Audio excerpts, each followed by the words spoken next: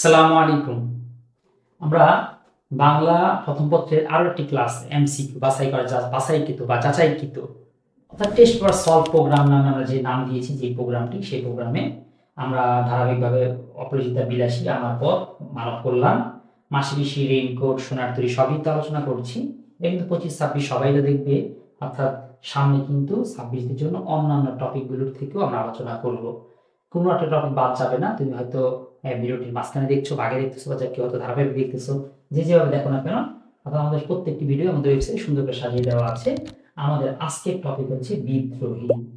তো বিদ্রোহী টপিকটার যে প্রবলেম তোমরা ফেস করো সেটা হচ্ছে এত চরিত্র, এত ক্যারেক্টার, কোনটা রেখে কোনটা পড়ি, কোনটা ধরি, কোনটা সারি, কনফিউশন হয়। তো এটা যদি বেসিক ক্লাসটা দেখবে, এত চমৎকার একটি বেসিক ক্লাস নিয়েছে এবং দরকার তুমি নোটটা নিবে।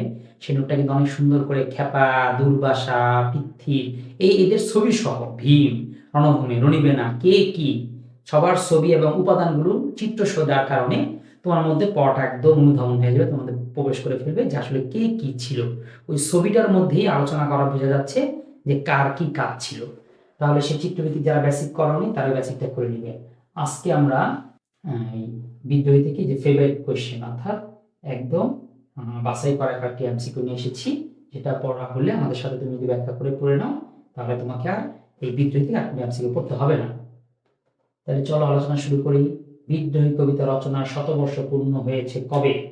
আচ্ছা, এটা একটা দারুণ প্রশ্ন, শত বছর পূর্ণ হয়েছে কবে। দেখো, বিদ্রোহী কবিতাটা এটা লেখা হয় 1921 সালে। আর 2021 সালে ওই ঢাকা ইউনিভার্সিটিতে এবং বিভিন্নভাবে এই কবিতাটার একটা শতবর্ষ উদযাপন করা হয়। আসলে বিদ্রোহী কবিতাটা যেই সেটা কবিতা না, কিন্তু এটা একটা সৃষ্টি, এটা একটা জাতিসত্তার পরিচয়। এটা পৃথিবীর আর কোনো দেশ হয়তো এরকম তার ভাষায় একটা কবিতা লিখতে পারেনি। নজরুল পেরেছে, তার ভাষায় এমন দারুণ কবিতা লিখেছে যে 100 বছর পর শুধু কবিতাটার কথা চিন্তা করেই একটা স্মরণীয় উদযাপন করা যেতে পারে। তাহলে 2021 সালে, তাহলে 2021 সালে, 1921 সালে শুরু হয়েছিল, 2021 সালে 100 বছর পূর্ণ হয়েছে। তবে তারটা কিন্তু 1922 সালে প্রকাশিত হয়। 1921 সালে 25 ডিসেম্বর বিদ্রোহী কবিতা শতবর্ষ উদযাপন জাতীয় কবির সমাধিস্থল অনুষ্ঠিত হয়েছে। শতকণ্ঠে বিদ্রোহী কবিতা পাঠ ও তার শতজন মানুষ এটা পাঠ করেছে। আমি দলে যাই যত বন্ধন, যত নিয়ম কানুন শৃঙ্খল, এই পংক্তিটিতে, এই পংক্তির মাধ্যমে বোঝানো হয়েছে, কি বোঝানো হয়েছে? আমি দলে যাই যত নিয়ম কানুন শৃঙ্খল। এখানে কবির কোনো পরোয়া নেই, তিনি কাউকে পরোয়া করেন না। সামনে যা থাকে সেটা তিনি পাড়া দিয়ে ধুয়ে যায়। সামনে যদি গোবরও থাকে তিনি সেটাকে পাড়া দিয়ে সামনের দিকে চলে যায়, তিনি পরোয়া করেন। আমি দলে যাই যত বন্ধন, যত নিয়ম কানুন শৃঙ্খল। শৃঙ্খল মানে হচ্ছে শিকল, অর্থাৎ আমি সামনের সাথে বাধা শিকল যা কিছু সবকিছু দলায় মলায় করে পা দিয়ে চলে যাই। ভাঙা ঘর ফাঁকা ভিটেতে জমেছে নির্জনতার কালো হে মহামানব, এখানে শুকনো পাতায় আগুন জ্বলে। এটা এমন ধরনের একটা উদ্দীপক হয়ে গেছে, তোমাদের জন্য একটু কঠিন হয়ে গেছে। এই ধরনের বিষয় আসলে তোমাদের বাংলাটা কঠিন লাগে, মাথার উপর দিয়ে যায়, তো মাথার উপর দিয়ে যাবে না। এক হাতে বাঁকা বাঁশের বাঁশরি, আমি মানি না তো কোনো আইন, বলো বীর বলো উন্নত মমশের, আমি উন্মন মন উদাসীর। এক হাতে বাঁকা বাঁশের বাঁশরি, এটা হবে না, আমি মানি না কোন, এটাই হবে। পাকা ব্রিটিশের জমি সিঞ্জনতা নাই কেন, তাহলে হে মহামানব না, যেহেতু হে মহামানব কথাটা এসেছে তাহলে এখানে এটাই হবে, এখানে উত্তর এটাই হবে, বলো বীর বলো উন্নত মমশীর, অর্থাৎ তুমি বলো তোমার শির উন্নত। হ্যাঁ, উত্তর এটাই হয়েছে। কার কন্দ্রন্ডল আকাশে বাতাসে ধরিবে না বলে বিদ্রোহী কবিতায় বলা হয়েছে। অবমানিতের, অত্যাচারী, উৎপীড়িতের কন্দ্রন্ডল, একটু কনফিউশন হয়ে যায়, কারণ কি প্রথমে উত্তর এইটা আমরা কেটে দিব, কারণ হতদরিদ্র বলে বিদ্রোহী কবিতার মধ্যে কোনো শব্দ নেই। বাকি উৎপীড়িতের কন্ডল আকাশে বাতাসে ধরিবে না, অত্যাচারীর খড়গ কৃপান, এই অত্যাচার কথাটাও আছে, অবমানিতের অবমাননা এই কথাটাও আছে। তাই তিনটার মধ্যে কোনটা হয়? এখন আমার কোনটা সেটা আমার জানা দরকার না, আমার জানতে হবে কন্দন রোল আকাশে বাতাসে ধরিবে না। কন্দন রোলটা বলা হয়েছিল কোনটা নিয়ে? এটা বলেছে উৎপীড়িতের কন্দন রোল, এটাই উৎপীড়িতের কন্দন রোল আকাশে বাতাসে ধরিবে না। তাহলে দেখি কোনটা। হ্যাঁ, উৎপীড়িতের কন্দ্রন্ডল আকাশে বাতাসে ধনিবে না। হ্যাঁ, দেখছো পড়াগুলো হচ্ছে এরকম একদম বাছাই করে তোমাদের কয়েকটা এমসিকিউ শেষ করে দেওয়ার কারণে অল্প সময় 20 মিনিট, 25 মিনিট, 10 মিনিট, 15 মিনিটে এমন এক ক্লাস পেয়ে যাও, এমন এক প্রস্তুতি তোমাদের হয়ে যায় যা তোমাদের সাহসী করে এবং তোমাদের বিদ্রোহী করে তোলে। না, বিদ্রোহী করে না, সাহসী করে তোলে। পরীক্ষায় সাহসী হওয়া, বিদ্রোহী হওয়া দরকার নেই। বিদ্রোহী কবিতায় কবি বিশ্বকে নিক্ষত্রিয়, আমি নিক্ষত্রিয় করতে চান কেন তিনি? নিক্ষত্রিয় মানে ক্ষত্রিয়রা হচ্ছে একটা এমন জাত নিচে, বা যারা যুদ্ধ বিধ্বস্ত, খালি যুদ্ধ করে বেড়ায়, তো চিনি চান নাই যোদ্ধাদের, এই অত্যাচারীদেরকে আমি পৃথিবী মুক্ত করে ফেলতে চাই। তাহলে নিক্ষত্র শক্তিকে বিনষ্ট করতে, বিদ্রোহের অবসান ঘটাতে, পৃথিবীতে শান্তি প্রতিষ্ঠার জন্য, শত্রুতা নিরসনের জন্য। কবিতা আমি বিশ্বকে নিক্ষত্র করতে চান কেন? পৃথিবীতে শান্তি প্রতিষ্ঠার জন্য। এইটাই যে যত এই যে কারণ ক্ষত্রিয় যারা, এই ক্ষত্রিয় যারা, তারা মানে ক্ষত্রিয় চোর, এরকম মনে রাখতে পারো। ক্ষত্রিয়রা যারা যারা যুদ্ধ বিগ্রহ করে করে এই বিশৃঙ্খলা তৈরি করে, যার কারণে তার কি করতে হবে? পৃথিবীতে শান্তি প্রতিষ্ঠা তিনি করতে চান। তিথি অত্যন্ত রাগী প্রকৃতির মেয়ে, ক্ষুধান্বিত হলে হিতে তো জ্ঞান থাকে না। তিথির সাথে বিদ্রোহী কবিতার কাল মিল রয়েছে, বিদ্রোহী কবিতার কাল মিল রয়েছে। এখানে মিল রয়েছে। খেপা দুর্বাসা, কবি বলেছিলেন বা বিদ্রোহী কবিতা বলেন, আমি খেপা দুর্বাসা। এই খেপা দুর্বাসা একটা এমন একটা চরিত্র যে রাগ করলে সব নাকি, তিনি রাগ করে যার দিকে তাকান সে নাকি ঝলসে যায়, ধ্বংস হয়ে যায়। এরকম কবি সেটাই বলছেন, খেপা দুর্বাসা, সরি দুর্বাসা। জাগরে কিষান সপ্ত গেছে কিসের আর ভয়, উদ্দীপকে বিদ্রোহ কবিতার যে ভাব ফুটে উঠেছে। অর্থাৎ তুমি এতদিন ভয় পাইতা, তুমি তাকে তোমার সম্পর্কে ছিনিয়ে নেয়, না কারণে তুমি তাকে কিছু বলতে পারো না, ভয় পাও। একসময় তোমার সব শেষ হয়েছে, এখন তুমি কিসের ভয়? ধরো নাও, আগে তোমার একটা বাড়ি ছিল, কিছু যদি তাকে বলি, গুন্ডাকে সন্ত্রাসীকে কিছু বলি, সে তোমার বাড়ি ভেঙে দেয়, সে তোমার বাড়ি নিয়ে যায়। এখন মনে করো তোমার বাড়ি নিয়েই গেল, নিয়ে যাওয়ার পরে তুমি এখনো ভয় পেতেছে, আর এখন তোমার কিসের ভয়? কিন্তু এটাও নিয়ে গেছে। এটাই বলতেছে যে রে কিষান সব তো গেছে, আর কিসের ভয় করো তুমি? তোমার ফসল তো নাই। তাহলে এটা হবে বিদ্রোহ। বিদ্রোহ কবিতার কোনটা?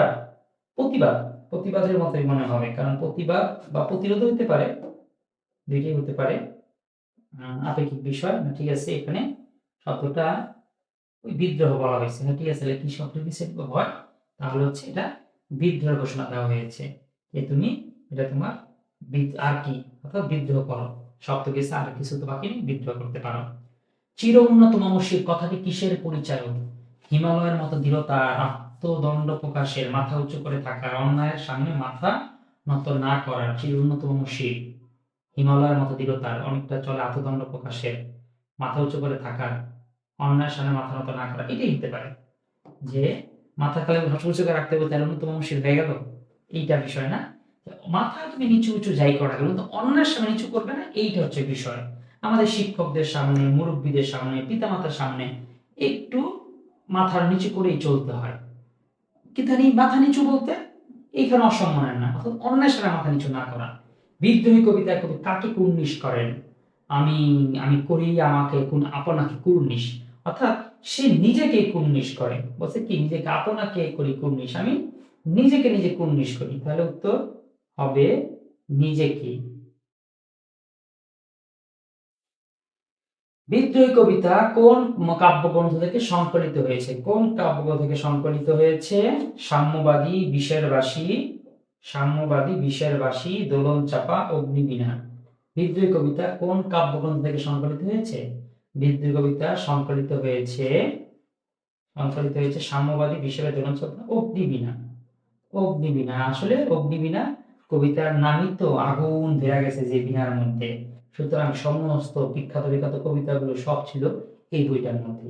এই বইটার তো দ্বিতীয় কবিতা তো বিদ্রোহী, প্রথম যে কবিতাটা সেটাও এমন একটা কবিতা যেটার জন্য কবির জেল খাটতে হয়েছে, আনন্দময়ী আগমন, যেটা ইংরেজদের বিরুদ্ধে তিনি বলেছিলেন। মুষ্টিবদ্ধ উদ্যত বাহু আর ঝলসানো দৃষ্টিতে বিপ্লব অনিবার্য। তাহলে উক্ত বাক্যের বিষয়বস্তু তোমার পঠিত কোন কবিতা? সহজ প্রশ্ন, তোমার ওই বিদ্রোহ কবিতা। এটা বলার কিছু নেই, বিদ্রোহ কবিতা। 1917 থেকে, 1917 হচ্ছে রাজার প্রবেশ করলে একটু মাথা এমন করে না, মতো করে না, এটাকে বলে কুর্নিশ। আমি আপনারা ছাড়া করি না কাহরে কুর্নিশ। এই কুর্নিশ মানে অর্থ হচ্ছে অভিবাদন, অভিবাদন, অভিনন্দন না, অভিনন্দন না, তোমাকে অভিনন্দন, কংগ্রাচুলেশন, তোমার বাবু হয়েছে, এটা সেই অভিনন্দন না, এটা অভিবাদন।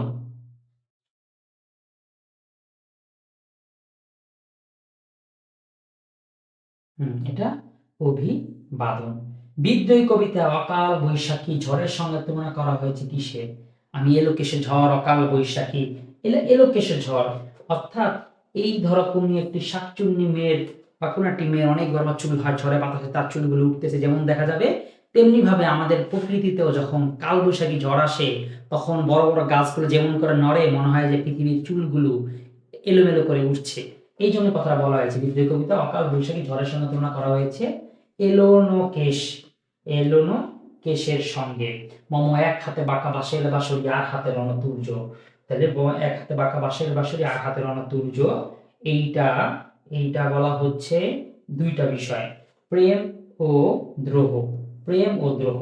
অর্থাৎ মম এক হাতে বাঁকা বাঁশের বাঁশরি, এটা বলতে বোঝাচ্ছে ওই কৃষ্ণের মতন আমি যেমন প্রেম পুরুষ, আমি বাঁশি বাজাতে পারি আমার প্রেমিকার জন্য, প্রেমিককে আকৃষ্ট করতে, আর হাতে রণতুর্য, আবার আমি যে একেবারে প্রেম আছে যে প্রেমে ডুবে গেছি, যে কি বলে প্রেমে আমার অধপতন ঘটে গেছে গা, এই কুমনা, বরং যখন প্রয়োজন পুরুষ তো আমি বিদ্রোহ করতে পারি, আমি যুদ্ধে চলে যেতে পারি। তাহলে আমার যেমন একদিকে আমার প্রেম আছে, আরেকদিকে আমাদের দ্রোহের আগুন আছে, তাহলে এই জন্য একটা প্রেম। তাহলে বলছে এক হাতে মামা বাঁকা বাঁশের বাঁশরি, মামার এক হাতে যেমন প্রেমের প্রতীক, আর এক হাতে আমার দ্রোহের প্রতীক। এই দুইটাকে সমন্বয় করে লেখক কবি দারুণ একটা বাক্যের অবতরণ করেছে। আসলে দেখো কিভাবে করে মোট এক হাতে বাঁকা বাঁশের বাঁশরি আর হাতে রণতুর্য, একটু বুঝতেও অবশ্য একটু ঘিলো টিলো লাগে। তোমাদের এরকম ঘিলো কার আছে একটু কমেন্ট করে জানাও। শির নেহারি আমার নত শির এই শিখর হিমাদ্রির সীমা। আচ্ছা শির নেহারি, আচ্ছা নেহারি মানে হচ্ছে কি? নেহারি মানে হচ্ছে দেখা যায়। শির নেহারি আমার শিরকে দেখা যায়, শির নেহারি আমার নত শির ওই শিখর হিমাদ্রি, ওই হিমাদ্রির চূড়া থেকে আমার কি দেখা যায়? শির দেখা যায়। তার মানে তীব্র আত্মবিজ্ঞান, চরম দুঃসাহস, প্রবল অহংকার, বিপুল প্রত্যাশা না, তীব্র আত্মবিশ্বাস, এটাই হবে। এটাকে অহংকার বলে ভুল করার কোনো কারণ নেই। কবি নজরুল দাবানল হয়ে কি দাহন করবেন?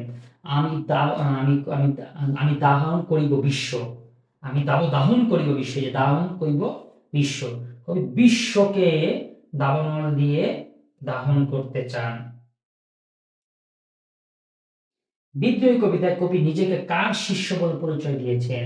আমি বিশ্ববিধাতে, আমি শিষ্য, বিশ্বামিত্র শিষ্য, অর্থাৎ বিশ্বামিত্রের আমি শিষ্য। তাহলে এখানে উত্তর হবে বিশ্বামিত্র। মনে পড়ছে? কবিতা তোমার মুখস্থ করার দরকার নেই, কিন্তু কবিতাটাকে একটু আত্মস্থ করতে হবে, বারবার পড়ে পড়ে একটু শব্দে শব্দে মিল বাক্যটা তোমার মুখে মুখে আসে, এই ফিলটুক নিও। আসলে এই ফিলটুক পড়া অল্প সময় হয়ে যাবে কখন? যদি যখনই যে কবিতাটা পড়বা বা যে গল্পটা পড়বা সেটা নিজের মধ্যে ধারণ করো, চিন্তা করো হ্যাঁ আমি এরকম করবো। যখন কবিতা বিদ্রোহী কবিতা পড়ো, হতে পারে তোমার কবিতা পড়া শেষ হলে ক্লাসের পর তোমার মোটিভেশন পড়ে গিয়েছে, পড়ে যাবে, কিন্তু যতক্ষণ তুমি পড়তে ততক্ষণে তোমার মধ্যে একটা জানি দৃঢ় ভাব থেকে না পড়বো, পারবো, বিদ্রোহ আমি করবোই, এরকম একটা মানসিকতা থাকে। সেই জন্য বলা হয়েছে আমি বিশ্বামিত্রের শিষ্য। বিদ্রোহী কবিতা কবি নিজেকে কার সুত হিসেবে পরিচয় দিয়েছেন? সুত শব্দের অর্থ হচ্ছে পুত্র, তো তিনি কার পুত্র বলে নিজেকে পরিচয় দিয়েছেন? আমি ইন্দ্রাণী সুত, আমি ইন্দ্রাণী সুত। কবি কি বলেছেন? আমি ইন্দ্রাণী সুত, আমি ইন্দ্রাণীর পুত্র। ইন্দ্রাণী কি? ইন্দ্র হচ্ছে সূর্য, সূর্য দেবতা তার স্ত্রী, আমি তাদের পুত্র। জয়ন্ত না দেন জয়ন্তী। তাহলে আমি ইন্দ্রাণী সুত বিশ্ববিধাত্রী। বিদ্রোহী কবিতায় প্রণব নাদ বলতে কি বোঝানো হয়েছে? ভালো একটি প্রশ্ন। প্রণব শব্দের অর্থ কি? প্রণব হচ্ছে এই যে একটা দেখছো না ওম ধ্বনির মতন, ওম হিন্দুরা বলে। আর এই নাদ শব্দ হচ্ছে শব্দ বা তীব্র শব্দ। আমরা বলি না তিনি আত্মনাদ করে উঠলেন, তীব্র চিৎকার করে উঠলেন, আত্ম মানে হচ্ছে সাহায্য যাওয়া, তিনি সাহায্যের জন্য নাদ করলেন, শব্দ করলেন, আত্মনাদ ওখান থেকে এসেছে। তাহলে ওম ধ্বনি, এখানে তার শব্দ একটাই, তোমরা দেখছো ধ্বনিটা লিখে ফেলেছে, বুঝা ফেলছো জিনিসটা কোনটা। তাহলে এটা ওঙ্কার ধ্বনি। নাদ মানে তাহলে ধ্বনি বুঝাচ্ছে, প্রণব মানে হচ্ছে ওঙ্কার বলছে। অর্থাৎ হিন্দুরা আমাদের যেমন আজান দিই, হিন্দুরা সে ওম ওম এই শব্দটা করে। আর না হইলে ইয়া দেখছো না কাহো না প্যার হে না কুছ কুছ হতা হ্যায় নাকি, কাহো না প্যার হে তো বা জাদু মুভি, যেটা যেটা ঋত্বিক করে, টিপ দিলে bomb bomb bomb bomb Om Om করে শব্দটা করে, তো ওইটাই ওঙ্কার ধ্বনি। আমার কণ্ঠে কেউ কোনোদিন থামাতে পারেনি, যেমন পারেনি কেউ কোনো কালে ঠেকাতে অরুণোদয়। অরুণোদয় মানে কি? অরুণ মানে হচ্ছে সূর্যের উদয়, অর্থাৎ সূর্যের উদয় কেউ যেমন ঠেকাতে পারেনি। চাও বা না চাও নৈশব্দেও যদি কান পাতো শুনবে আমারই কণ্ঠস্বর। যদি তুমি নৈশব্দ কান পাতো কি শুনবা?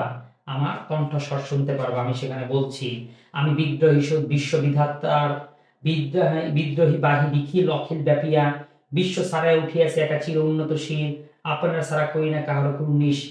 তাহলে উদ্দীপক সাদৃশ্য আছে কোন থামে বিদ্রোহী বিশ্ববিদ্যালয় বিদ্রোহ বাহি নিখিল অখিল ব্যাপিয়া বিশ্ব সারায় উঠিয়াছে একা চির উন্নত শির আপনার সারা করি না কারণ নিশ। যেমন পাওনি কেউ কোনো কালে ঠেকাতে অরুণোদয়। চাও বা না চাও নৈশব্দ যদি কান পাতে শুনবে আমারই কণ্ঠস্বর।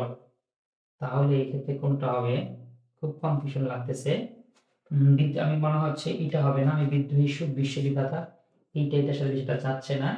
বিশ্ব সারি আপনার সারা কোন এটা হতে পারে বিদ্রোহী বাহি নিখিল অখিল বাপিয়া এটা হতে পারে না, একটু ডাকলাম মনে হয় না, আমার তো কম মনে হচ্ছে বিশ্ব সারায় উঠিয়াছে একা চির উন্নত শির, এটাই হতে পারে। দেখি এটা হতে পারে না, আগে উত্তর দেখে নিই, দুইটার মধ্যে যে একটা হবে। হ্যাঁ, ওই যে উত্তর এটাই। বিশ্ব সারাইয়া উঠিয়াছি একা চির উন্নত শির। তাহলে কি বুঝতে পারছো? বুঝতে পারবো হচ্ছে এইটাই। এরকম মনে করো না যে তোমারই কনফিউশন লাগে, বরং তোমাদের স্যার যারা তোমাদের পড়ায় তাদেরও কনফিউশন লাগে। যদি কোনো স্যারকে দেখে থাকো অনলাইনে যে তাতেও ভুল হচ্ছে না, এটা বুঝে রেখো, তার সঙ্গে উত্তর থাকে উত্তর দেখে দেখে বলো। ওকে, তো আমি তোমাদের সাথে সেই চিটিংটুকু করতে চাচ্ছি না, যাতে একেবারে আমরা সেই ফিলটাই পাই। হ্যাঁ, ওকে, যাতে কিভাবে করে আমিও আমার পড়া থেকে মিলিয়ে বোঝার চেষ্টা করি কিভাবে যে কোনটা উত্তর কেন হবে, কোনটা ক্লোজ দিব, কোনটা রাখবো।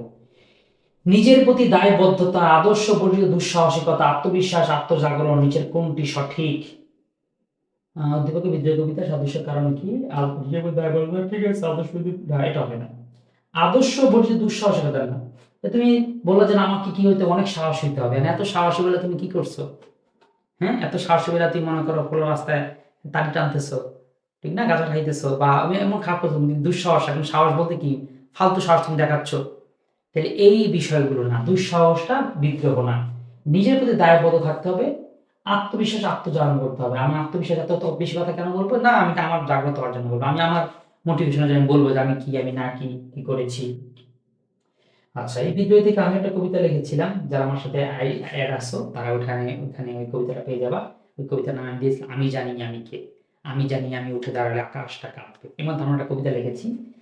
যদি ক্লাসে একটু টুকটাক লেগে থাকে, আমার সাথে যদি অ্যাড থাকো তাহলে তো অ্যাড আসবে, যদি না থাকো তাহলে একটু কাজ করতে পারো, আমার এই আইডিতে ফলো দিতে পারো, রিকোয়েস্ট পাঠাতে পারো, বা কমেন্ট করতে পারো। যদি ক্লাস ভালো লেগে থাকে। আচ্ছা, ইন্দ্রাণী সুতের হাতে কি ছিল? ইন্দ্রাণী সুতের হাতে ছিল মোহাম্মদ ভালে সূর্য আর হাতে রণতুর্য। তার মানে ইন্দ্রাণী সুতের এক হাতে কি ছিল? সরি, ওর এক হাতে চাঁদ আর হাতে রণতুর্য, মানে তার মানে এক হাতে চাঁদ ছিল, তাই তো ছিল। সমস্যা লাগতেছে কেন? ইন্দ্র তো নিজেই সূর্য, তাহলে তার হাতে ছিল চাঁদ। হ্যাঁ, ঠিক আছে, তার হাতে ছিল চাঁদ, মোট এক হাতে চাঁদ, বাঁকা চাঁদ। হ্যাঁ, বাৎসরিক। হল নামক অস্ত্রের সাথে সম্পর্ক কার? হল নামের সাথে অংশ হচ্ছে পরশুরামের। পরশুরামের কঠোর কুঠার না, পরশুরামের হাতে কুঠার ছিল, তাহলে উত্তরটা বলরামই হবে। বলরামের হাতে একটা এই যে হল নাম একটা অস্ত্র ছিল। ওই হল মানে হচ্ছে একটা, আমরা যেটাকে দেখি লাঙ্গল, হ্যাঁ, লাঙ্গল হাল চাষি না, এরকম লাঙ্গলের মতন দেখতে একটা বস্তু অস্ত্র মতন ছিল, যেটাতে সে শত্রুকে বধ করতো।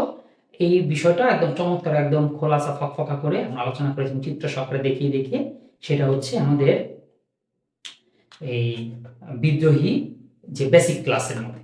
আমাদের ক্লাসের লেয়ার কিন্তু চারটা, একটা হচ্ছে বেসিক ক্লাস, যেটার মধ্যে পুরো অধ্যায়টা নিয়ে লাইন টু লাইন আলোচনা করা হয়। তারপর কোন জায়গাতে সৃজনশীল আসে, কোন জায়গায় এমসিকিউ আসে, কোন জায়গাটা হচ্ছে অনুধাবনের জন্য গুরুত্বপূর্ণ, কি ধরনের, এইটা বেসিক ক্লাস। এরপরে হচ্ছে যেটা এমসিকিউ পড়াচ্ছি, আর এরপরে ক্লাসটা তোমাদের থাকবে হচ্ছে একদম বাছাইকৃত জ্ঞানমূলক অনুধাবন আর হচ্ছে সৃজনশীল। কয়েকটা সৃজনশীল এগুলো থেকে পড়লে যেভাবে প্রশ্ন আসুক না পারবা। এই তিনটা লেয়ার শেষ হয়ে গেলে পর একটা লেয়ার আছে, সেটা হচ্ছে যে সব পড়ছি স্যার, আপনার তিনটা ক্লাসে দেখেছি, দেখার পর আমার কাছে এই প্রশ্নগুলো রয়েই গেল, এই প্রশ্নগুলোতে আমি আর সমাধান পাচ্ছি না, এমন কিছু, সেটা আমাদের হোয়াটসঅ্যাপ গ্রুপ আছে। সেই গ্রুপে যে স্টুডেন্ট আমাদের ভর্তি হয়ে থাকে তাদেরকে সুযুক্ত করি, বাকিরা থাকে না। তাদের মধ্যে যারা অ্যাক্টিভ, শুধু তাদেরকে নিয়ে আমরা একটা জুম ক্লাস করি, যেটার মধ্যে শুধু স্টুডেন্ট প্রশ্ন করলে আমরা সেই উত্তরগুলো শুধু দিয়ে দিই। অর্থাৎ বাংলাদেশে এই পর্যন্ত কোনো কোর্স এমন গোছানোভাবে আসেনি। কেউ যদি এসে থাকে বলে না স্যার অন্য জায়গায় পেয়েছি এর থেকে গোছানো কোর্স, আমাকে কমেন্টে জানান, আমারও জানতে হবে। কিন্তু আমার বিশ্বাস এখনো আসেনি। ওকে, আবার বলতে তো চলেও আসতেও পারে। তো সেটাই আমাকে একটু জানাই। বিদ্রোহী কবিতায় ধ্বংসের প্রতীক হিসাবে যে নামগুলো এসেছে, শ্যামা, আরফিয়াসে বাঁশের বাঁশুরি, পরশুরাম, রস, বিশ্বামিত্র, দুর্বাসা, সবগুলোই তো ধ্বংস হিসেবে আসছে। অরফিয়াসও ধ্বংস করছে, বিশ্বামিত্র, দুর্বাসা ধ্বংস করছে, বিশ্বামিত্র না, নটরাজ আর পরশুরাম যদি ধ্বংস করতো ধ্বংসের প্রতীক হিসাবে। তাহলে এখানে আমার মনে হয় উত্তর সবগুলোই। উত্তর তাহলে কোনটা দিয়ে শুধু 3 দিছে, পরশুরাম, নটরাজ। ঠিক আছে, তাহলে অরফিয়াস কিন্তু শ্যাম না, সমস্যা। ঠিক আছে, আমাদের ভুল হয়েছে এই জায়গায়, যে উত্তর ধ্বংস অরফিয়াসের সাথে ধ্বংসের কথা আছে, কিন্তু শ্যাম তো পাশি বাজায়, সে তো প্রেমিক পুরুষ, এটা না। তারপর সে দুর্বাসা ও ধ্বংস, অর্থাৎ সে রাগ করে সব সাইড ধ্বংস করে দেয়, কিন্তু বিশ্বামিত্র তো আর কাউকে ধ্বংস করে না। আর এখানে পরশুরামের কঠোর কুঠার, এটাতে সে মানুষকে ধ্বংস করে। নটরাজ, আমি নটরাজ, মহাপলয়ের দিন যেমন ধ্বংস করে ফেলে। নটরাজের কাজ হচ্ছে এরকম, তার নট দিয়ে, তার নাচা দিয়ে সব ধ্বংস করে ফেলেন। তাহলে উত্তর শুধু 3, 1, 2, 3 ভুল হয়েছে। বিদ্রোহী কবিতায় কবি কার বুকের কন্দন শ্বাস? আমি বিধবার বুকে কন্দন শ্বাস, হা হুতাশ আমি হুতাশিত। হ্যাঁ, তাহলে বিধবার বুকের কন্দন শ্বাস, বিধবার বুকে কি কন্দন না, কান্না আছে না, ইস স্বামী মারা গেল, স্বামীর সোহাগ, স্বামীর যত্ন, আত্মীয়, এগুলো আসলে পাওয়া যাচ্ছে এটার জন্য। অনিয়ম উচ্ছৃঙ্খলতার প্রকাশ বিদ্রোহী কবিতার কোন চরণটি? অনিয়ম উচ্ছৃঙ্খলতা, আমি চির দুর্দম, দুর্বিনীত, নৃশংস, মহাপ্রলয়ের আমি নটরাজ, আমি সাইক্লোন, আমি ধ্বংস, আমি দলে যাই যত বন্ধন, আমি ভরা তরি করি ভরা ডুবি। তাহলে এইখানের মধ্যে কোনটা হচ্ছে অনিয়ম উচ্ছৃঙ্খলার প্রতি বিদ্রোহী কবিতার কোন চরণটি? অনিয়ম উচ্ছৃঙ্খলা প্রতি হচ্ছে মহাপ্রলয়ের নটরাজ, আমি দলে যত, আমি ভরা তরি ভরা ডুবি, দুর্বিনীত নৃশংস। এটা হতে পারে আমি চির দুর্দম, দুর্বিনীত, নৃশংস, দলে যত বিধের নিয়ম কানুন উচ্ছৃঙ্খলতা, এটাও হতে পারে আমি যত দলে যাই যত বন্ধন, সামনে কোনো বন্ধন মানি না, আমার কোনো নিয়ম মানে আসে না। তাহলে এটা আর এটা যেটা আমরা চয়েস করি, দেখি উত্তর কোনটা হয়। এটা কি আগে দিই? হ্যাঁ, উত্তর এটি বেশি। আমি দলে যাই যত বন্ধন, যত নিয়ম কানুন শৃঙ্খল, অর্থাৎ আমি যেমন নিয়ম কানুন মানি না, এই জন্য আমি অনিয়ম। ভারতীয় পুরাণে কোপন সব বিশিষ্ট মুনির নাম কি? কোপন সবিষ্ট বুঝো, কোপন এটাই কি, তো কথাটা কি, কোপন কি জিনিস বা? এটাও বেসিক ক্লাস আলোচনা করা হয়েছে। আসলে বেসিক যারা দেখে পরে ক্লাসটি করতেছো তাদের কাছে পানি পানি লাগতেছে, মজা পাচ্ছ, খুব সুন্দর করে এত বুঝতে তো অপশন দেখে তো পেরে যাচ্ছে। আর যাদের বেসিক করা হয়নি তাদের সম্ভব হচ্ছে না। তবে বেসিকের কথা বলবো কি, যারা হচ্ছে পরীক্ষা যাদের হাতে সময় আছে তারা বেসিক দেখে নিবে, যার হাতে সময়টা মেনে এই দেখতে দেখতে পরীক্ষা, তারা বেসিক কখনো আগে বের করে নিবে। ঠিক আছে, অর্থাৎ সময়ের উপর ডিপেন্ড করে বোঝা যাবে তোমার আসলে কি করতে হবে। কোপন মানে হচ্ছে ক্ষোভ, অর্থাৎ রাগের কথা বলা হয়েছে আর কি। হ্যাঁ, যে গোপন স্বভাবের রাগ, খুব রাগ করতো, কে এটা? দুর্বাসা, সে এত রাগ করতো, সে রাগ করে কোনো দিকে তাকালে নাকি সেটা ধ্বংস হয়ে যেত। শেষ হইল? শেষ হয়েছে। আর এই মাঝে আমাদের টেস্ট পেপার সলভ যে প্রোগ্রামের বিদ্রোহী পর্ব সেটা শেষ হয়েছে, কিন্তু শেষ হলে শেষ না, আমরা কিন্তু অন্যান্য টপিক নিয়ে হাজির হচ্ছি, যেমন লাল সালু, যুদ্ধ, এরকম দামি দামি খুব দারুণ দারুণ ক্লাস সব রয়েছে, যেখানে আমরা কিছু এমসিকিউ পড়াবো, তুমি এখান থেকে আনার্স পড়তে হবে না। এরকম হয়তো আনার্স পড়তে পারো 1-2টা টপিকের, কিন্তু এত কমের মধ্যে এত কমন পড়ার চ্যালেঞ্জ আর কোথাও হয়তো দেওয়া হচ্ছে না। তাহলে তোমাদের সাপোর্ট, ভরসা এবং প্রতিটি ভিডিও দেখো। যদি ভিডিও না পাও, একটি পাও নিশ্চয়ই এমন কোনো জায়গা থেকে দেখো যেটা নিয়ে পরে ভিডিওগুলো কোথায় কি আছে পাচ্ছ না, তাহলে অবশ্যই কমেন্ট করো। আমাদের একেবারে 7 দিন 24 ঘন্টায় মডারেটর রেডি রয়েছে তোমাদের সার্ভিস দেওয়ার জন্য। ধন্যবাদ। আসসালামু আলাইকুম।